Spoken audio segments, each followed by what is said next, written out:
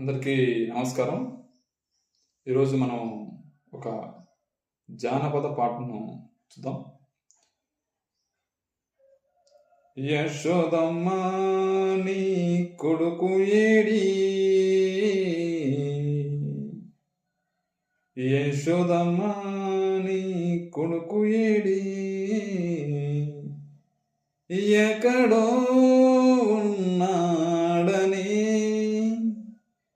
యాడో ఉన్నాడని